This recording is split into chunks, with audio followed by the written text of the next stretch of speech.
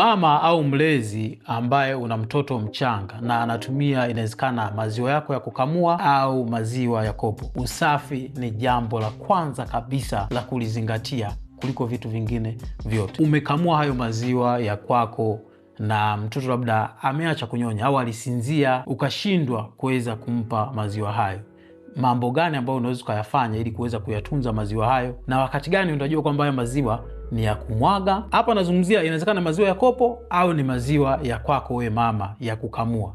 Wakati gani ni unatakiwa kuweza kuyamwaga na wakati gani unaweza kuyatunza, na unayatunza kwa muda gani? Inawezekana ni mwezi, miezi 6 au mwaka mzima.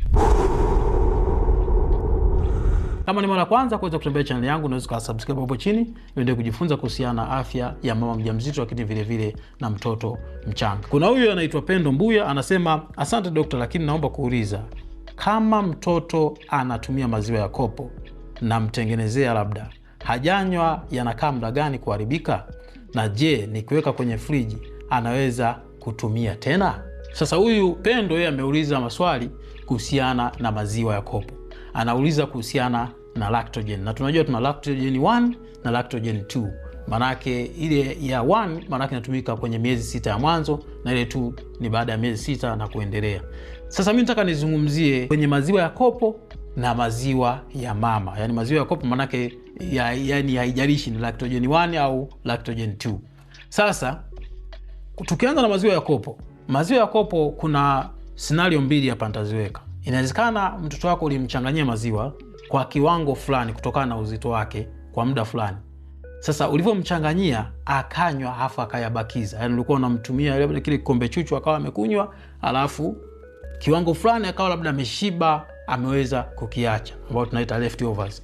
Sasa kama ameweza kubakisha kiwango ambacho alikuwa anatumia cha maziwa ya kopo ambayo ulishakuwa umeyachanganya, mara nyingi hayo maziwa ya kopo yanaweza kutumika kwenye hali ya kawaida, yani ya joto la kawaida la chumba ambayo ni nyuzi joto 25. Anaweza mama au mlezi ukayatunza maziwa hayo kwa muda wa lisali moja. Yani ndani ya lisali moja kama atakuwa hayajanywa tena hayo maziwa ambayo yalibaki, ni vema uweze kumwaga. Kwa sababu gani? Vijidudu ambao wako mdomoni kwa mtoto mwenyewe, mazingira yetu yalivyo, yanaweza yakachochea ile maziwa kukawa na maambukizi ya bakteria. Inawezekana yametoka kinywani kwa mtoto mwenyewe au katika mazingira yetu. Kwa hiyo ukizidisha saa moja, kuna uhalisia kwamba au kuna mambo yanaweza katokea, kwa maana kwamba maambukizi ya vijidudu, na mtoto anaweza kawa anapata maambukizi ya vijidudu kwenye mfumo wa chakula, ambayo inaweza kampelekea mtoto akawa anahalisha na akapata changamoto nyingine kama septicemia na vitu vingine. Sasa ili kuweza kuepuka hayo maambukizi, ni vyema uweze kumwaga. Safisha chombo chako kwa maji safi na salama, na uhakikisha kwamba unakihifadhi katika mazingira ambayo yako katika hali ya usafi wa hali ya juu. Lakini vile vile kama ulichukua hayo maziwa ya kopo, mtoto hajatumia kabisa, labda kwa mfano ulichanganya, ikatokea shida yoyote, maziwa hayo hayakutumika, haya maziwa unaweza kuyahifadhi, na mara nyingi tunapenda uyahifadhi kwenye friji.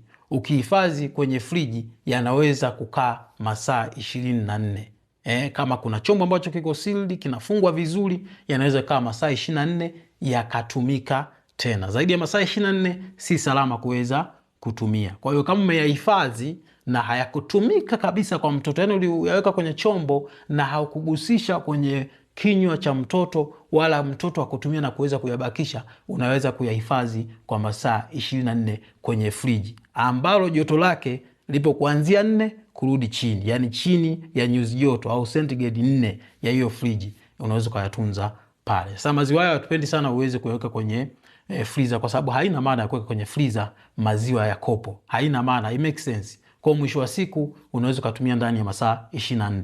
Kama umeyachanganya, mtoto amekunywa, ameyabakisha mtoto, ni ndani ya lisali moja. Baada hapo kama ameshindwa kunywa, ni vema uweze kumwaga na kusafisha vyombo vyako. Zaidi ya masaa 24 kama yale ambayo hayajatumika kabisa, hai make sense. Ni vema uweze kumwaga na usiyatumie, basi ukachanganya mchanganyo mwingine ambayo mpya kwa yale ambayo hayakutumika wala mtoto hakuyagusa wala wewe kuingiza vile vyombo ambavyo mtoto ameweza kuvigusa. labda uliweke kwenye chombo ambacho ni safi na salama, ambacho ni kingine kabisa, na kuweka kwenye friji kama nilivyoweza kusema. Narudia ili uweze kuelewa zaidi. Kwa maziwa ya mama ambayo umeyakamua, tunasema expressed breast milk, umeyakamua, inawezekana umetumia mashine au mikono katika hali ya usafi wa hali ya juu. Maziwa hayo kama mtoto ameyanywa labda kwenye kile kikombe chuchu akayabakisha, mara nyingi wewe tunasema unaweza kutumia mpaka masaa 2, yani isizidi masaa 2. Kwa hiyo kama umeacha saa hizi utahesabu masaa 2, kama umeshindwa kuyamaliza ni vema uweze kuyamwaga. Kwa hiyo unaweza kuona kuna tofauti kwamba haya maziwa ya kopo ni saa 1 unayamwaga. Haya maziwa ya kawaida ya mama mwenyewe katika hali ya usafi ni ndani ya masaa 2. Na maana zaidi ya masaa 2 unatakiwa kuweza kuyamwaga.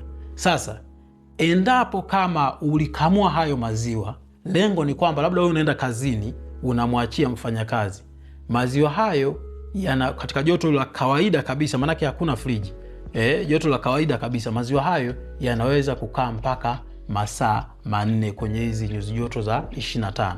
Kama kuna hali ya ubaridi sana, kwa mfano kama watu wanaokaa Njombe, kuna ubaridi labda nyuzi joto 16, yanaweza kukaa mpaka masaa 6 mpaka masaa 8. Kwa hiyo kwa mfano wale wanaoenda kazini mfano saa 3 asubuhi, alafu nakuja kurudi labda saa 7, maana yake ni masaa 4. Kwa maziwa uliyoacha asubuhi yanaweza, kama ulikamua ni mengi sana, labda ni lita 1, yanaweza mtoto anaweza kaendelea kutumia, na yale ambayo sasa hayajachanganywa mtu akuyaacha yakakaa mpaka masaa 4. Maana yake kama anachukua kwenye hicho chombo kidogo anampa mtoto, yale ambayo umeyahifadhi na kwenye joto lidi hilo ambalo liko chini ya 25, au kwa mfano kama ni 25 ni masaa 4 tu inatosha. Lakini kama iko chini ya 25 unaweza kaenda mpaka masaa 6 mpaka masaa 8. Hayo maziwa mtoto akaendelea kutumia bila kuwa na shida yoyote. Lakini kama unataka kuweka kwenye friji yale maziwa ambayo hayakutumika kabisa, maana yake mtoto hakuweza kuyabakisha, unaweza ukayahifadhi. Na hapa nazungumzia lile friji ambalo limekuwa limesetiwa nyuzi joto chini ya 4, kuanzia 4 kushuka chini, yanaweza kukaa maziwa hayo mpaka siku 3. Yani ndani ya zile siku 4 toka umeyaweka, yanaweza yakatumika, ukayachukua na ukayapasha kidogo kwenye hali ya uvuguvugu, mtoto akayatumia kama kawaida.